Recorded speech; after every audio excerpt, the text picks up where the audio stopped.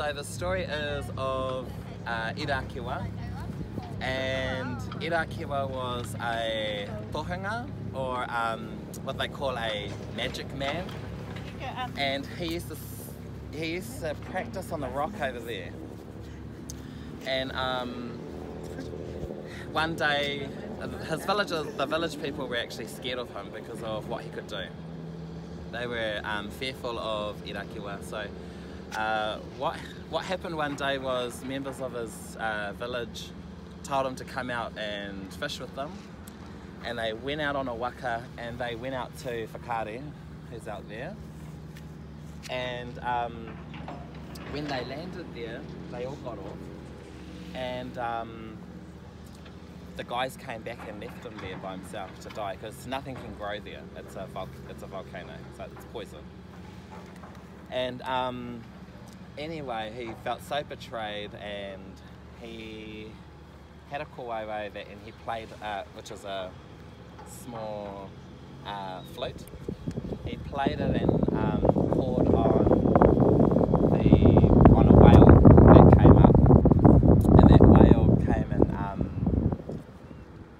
up and got him, and he jumped on it. Anyway, as he was coming back, he rode past the guys on their waka, and he waited for them back here on the rock. And when they arrived back, he said, he's got a famous saying that's still used now, which is a proverb called "Waihotia te whakamā e patu," which means let your shame be your punishment. And so the moral of the story is that, you know, when people can do some really ridiculous things to ourselves, is not to react, but to accept what's happened and let their shame be their punishment. So that's a little story with that. Thank you. And what about the love story? Can you tell it again? This is only your fourth time. So there's a love story also with our maunga Pūtaiwaki, and he was actually married to the volcano on the other side called Tarawera, and they had a son together. Well, Tarawera had eyes for Chelsea's ancestor, Tongariro. There's this handsome thing that stands in the snow in Tūwharetoa. And they'd make eyes at each other and, you know, and flirt and whatnot. And then, well, he was being left out, so he was getting no attention at home. And he caught the eye of Whakatane, who's our longest smoker ever. And she's out there, she's gorgeous, you know, she's quite seductive, out in the ocean and all wet and fabulous. And anyway, in Māori mythology, our stories tell us that our maunga can move, but they can only move once, and it can only be at night time, during the dark. So anyway, he had enough of being, you know, the side man, the side piece, so he decided to move.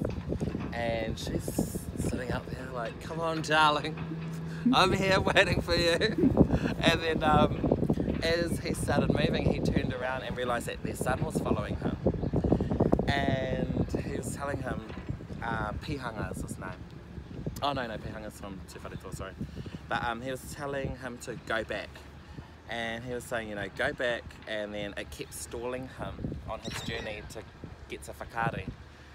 And the sun caught him where he stands now, and there's a huge like gully in his track from Tarawera to where he is now. And the moral of the story is, you know, watch your man. Don't make eyes at others, you know, don't lose that love, that fire between each other in a relationship, because there's always someone much more fabulous out there that might entice them. And so yeah, that's sort of the love story around Pūtaiwaki and Whakatane. Yay! Thank you. Yeah.